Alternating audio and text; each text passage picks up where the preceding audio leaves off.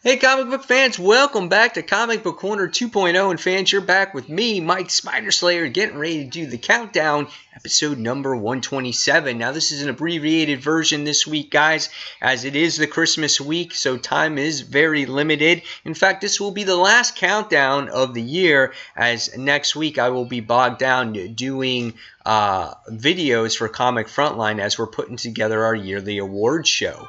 So when that pops up, we'll let you guys know so you can check that out. But this week, we're only going to do the top 5 and the worst comic of the week. So with that being said, let's jump into it. At least this way, I have a little bit more time to talk about some of the better comics this week. Alright, so the first thing that we're going to talk about is the Craptacular book of the week. And the first one that goes to was, for me anyway, I don't know what you guys thought, Batman Europa issue number 2. I just didn't enjoy this book. The artwork this time around was done by Giuseppe Comicoli, and based on certain situations that happened in the book, the colors changed to kind of fit the tone of the book. And honestly, in this story, I really wasn't getting what was going on here. They're trying to find that Nina character that didn't have strong character development to begin with. She was held hostage, and you wind up seeing them go against these robots. There's just very little dialogue in this book.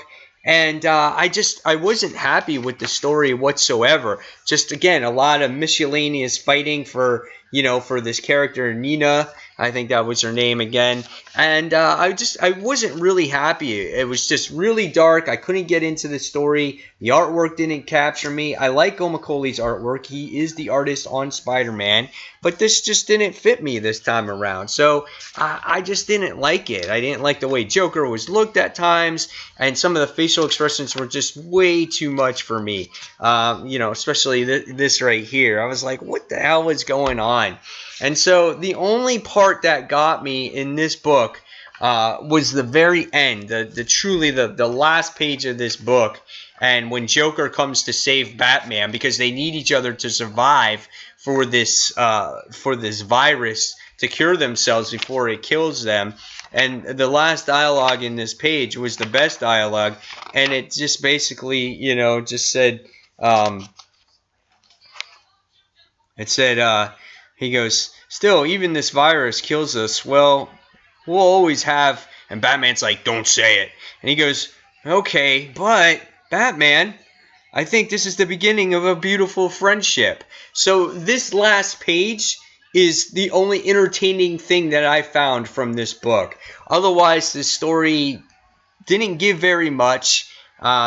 Fighting robots, just very dull. I couldn't connect with the art here. And, some other people may have liked this one, but I'm not going to be continuing reading this. This just only made me drop off this book altogether. So, for me, this got 2 stars. All right. So now with this abbreviated countdown this week, we're going to talk about the number 5 book of the week. And the number 5 book of the week goes to Superman, American Alien, issue number 2. This book was quite different from the last one, as it kind of had this anime, cartoonish feel of a young Clark Kent learning how to fly. Well, in this one, this has this darker tone that deals with murders and shootings, and we can tell that right from the beginning that things are quite different in Clark's life now that he's an older teenager. And he has to make a decision in the end what to do with these bad guys who shot up the store's clerk, and if he's going to do anything about it. And the police were kind of hinting to him that he did need to do stuff about it. Again, very dark book. Didn't quite understand how Clark's powers work here, because he legitimately gets shot in the chest in this issue with a shotgun. But yet when he went to go to the doctor, they were saying, oh, you have bleeding still, your nose needs to be reset and stuff like that. So how does his nose need to be reset?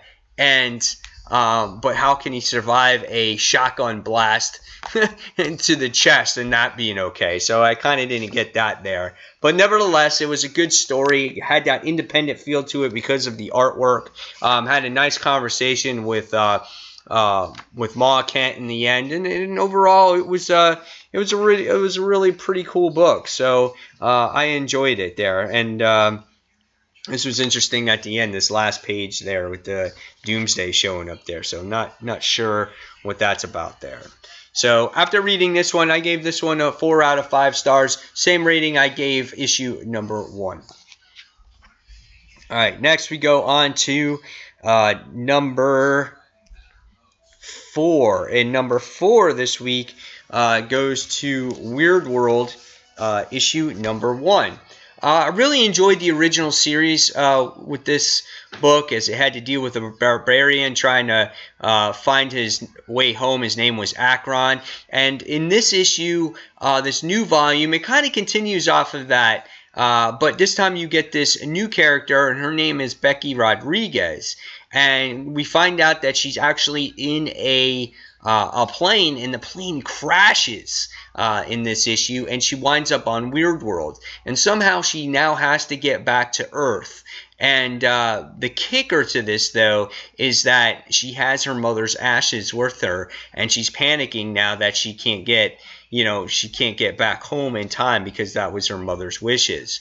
This was a very good book. The character was very grounded, and it kind of puts her character needs that to kind of balance out the weirdness in the book. Because if you were familiar with the artwork in the last volume of Weird World, this one was crazy. We get to see all kinds of miscellaneous creatures in here. If you were familiar with Morgan Le Fay, Madame Le Fay, she was in here as well as the Queen once again, as she was in that first volume.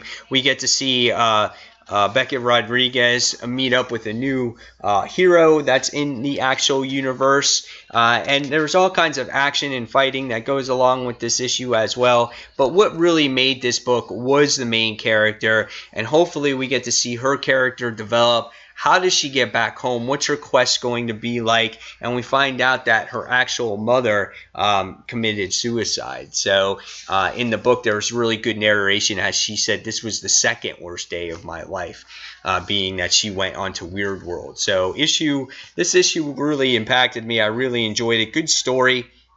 Can't wait to see where this one goes from here. All right. So after I read that one, I give that one a 4 1/4 out of 5 stars. Some people might be turned off by the artwork there. All right, so now we go on to number 3.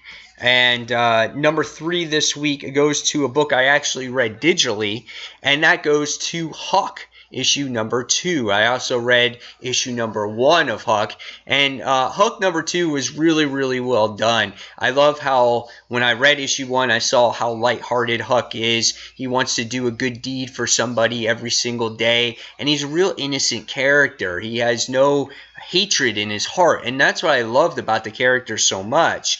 And in the issue, based off of what Huck does, he winds up being known to the public. And so everyone wants to find out who Huck is. They go to his house. They try to interview him and things like that. And Huck realizes that someone needed help in the issue. So he goes up to the lady and he says, "Oh, Miss, is there something wrong?" And she's like, "Yeah, I was wondering if you could help me. I have a missing husband and whatnot." And so all of a sudden, they start kind of all overwhelming Huck a little bit. And even though they're overwhelming him, he doesn't mind. He just sits there and says, "Okay, hold on. Let me just write this down." So I love how he just simply just writes things down and takes care of it one at a time, just in an order. And you'll find out what happens to that lady's husband in the issue, and then you find out that there's a scientist in this issue, and then you also find out that Huck has a brother in the issue as well. So where did Huck actually come from? Is he a science experiment? I don't know, but he looks like he has a brother, maybe a twin brother, but his brother has a beard. I'm not sure. So where is this book going to go? I'm not really sure, but it's kind of funny how they play. You saw this scientist, and and I know how this is Mark Millar's book, and he kind of said that this was an interpretation of Superman in a way. So is that like a Lex Luthor type? So I'm not sure yet, but we'll see where this book actually goes. And is his brother kind of like maybe like a Bizarro character? So I don't know, but I really enjoyed it. Had a lot of fun with it. That was number 3 on the countdown this week, and I gotta give that one a 4.5 out of 5 stars. All right, next we go on to the number 2 book of the week, and number 2 goes to Invincible issue number 126. This was the conclusion to Invincible, the story arc otherwise known as Reboots. And in this issue, we find out that Mark has been solving the problems in Earth, when he went back in the past and whatnot. And all of a sudden, what happens is when he makes his way back home, we find out that we get this thing, this plant-like whatever it is that's come from his other world or whatnot. And this thing actually chose Mark because he's a selfless hero. And he had a decision to make. Save the lives of millions or hundreds, thousands, whatever it is, and the world would have balance again. But the thing is he would lose his daughter. And in the end, when you think that Mark may have chosen to save the world, what does he do? He says, kind of, screw the world. I'll never have Tara ever again if I save this world. And this creature, this thing said, well, you're a disgrace. We thought you were the chosen one, that you were the selfless one. And he's like, I don't care. I don't care. So what happens is he winds up going back and back to the world that he's in. He winds up, he's in a panic. The first thing he sees is Adam, Eve.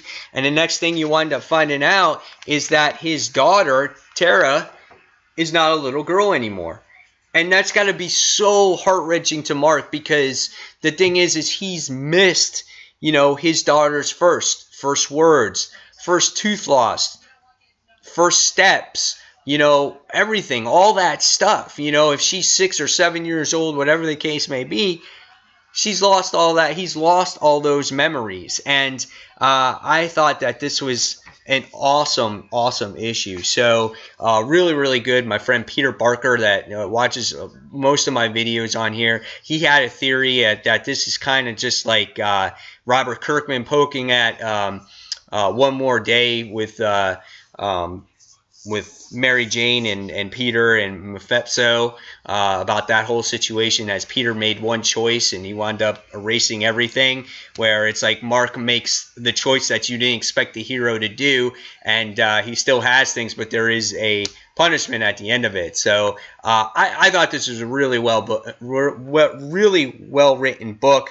The only thing now is that we don't see an issue of Invincible for a long time because they're taking a break. They kind of do what Saga does, and they actually they take that break, and then so they can make sure that their issues come out in time, release the trade, get people back on track so they don't fall behind either. So reason being why I didn't actually give this that number 1 spot, but it was a 5-star book for me. I really enjoyed it, but again, it's always that delay that pisses you off, because it's like, oh man, what a cliffhanger, and I gotta wait forever for it. So Invincible issue 126 gets a 5 out of 5, but doesn't grab that top spot, because this book for me is really hitting it all cylinders. This next book I'm about to show you, and that one goes to Tokyo Ghost. This is at issue number 4. Sean Murphy's artwork is absolutely gorgeous. I love the cover of this book, and that's Debbie there, and they're kind of just like, they're kind of like ninjas in a way, samurais, I guess you can say that. And Los Angeles is corrupted. They're always connected to full-on social media networks, and people are addicted to computers and things like that. There's this serum that jacks people up, and it's just a really interesting world that these characters came from, which was Teddy and Debbie.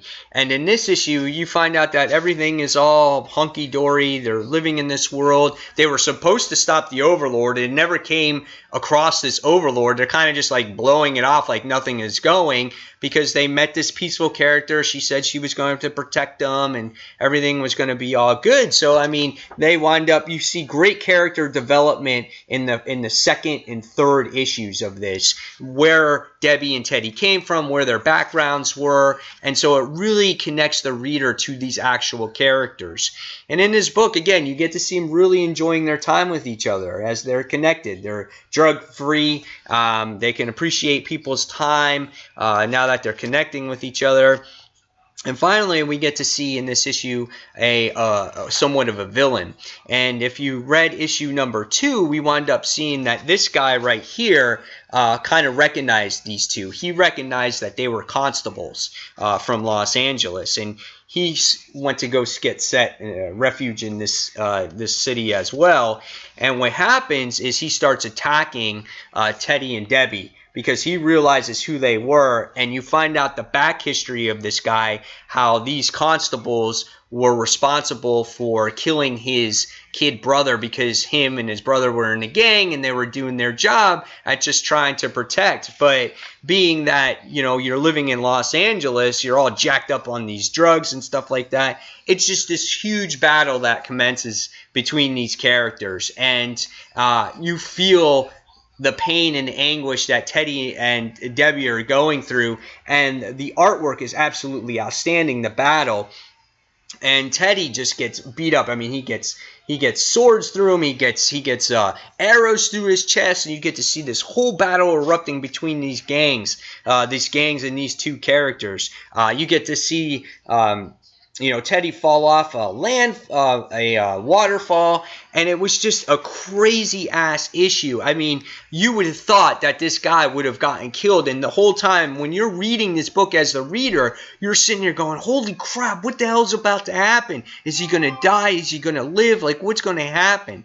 Then you wind up seeing that the leader of the group comes in and intervenes and talks to that leader of the gangs and sits there and says, you are creating violence here. I welcome these people with open arms and promised them peace, and you broke that law, and you're a liar.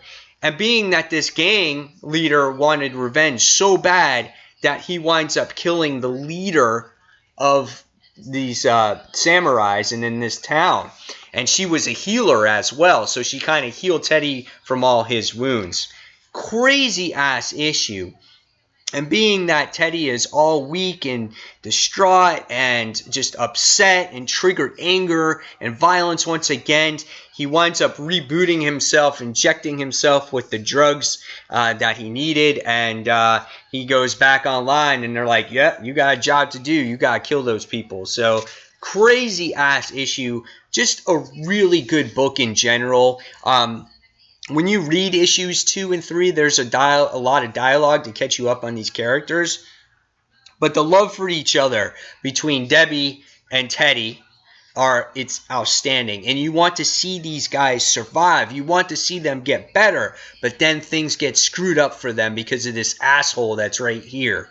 Awesome book. If you guys haven't read Tokyo Ghost, I go out and I suggest that you read it. The first issue was a lot to digest, and I think a lot of people kind of got turned off by it.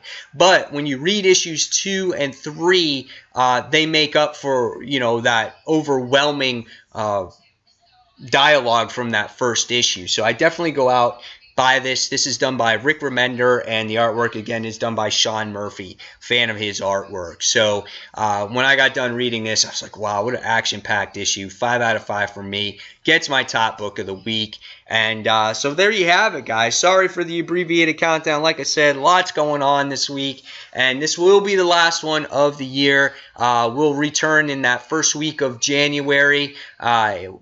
Getting back on track, and we're going to do comic of the year for the next video, and then I have an announcement video that I'm going to spring on you guys today too as well. So guys, as always, thank you for watching Comic Book Corner 2.0, and tell me in the comments below what you thought your favorite comic book was, what your least favorite comic book was this week, and I'll see you in the next comic book review. Take care, guys. See you soon. Bye.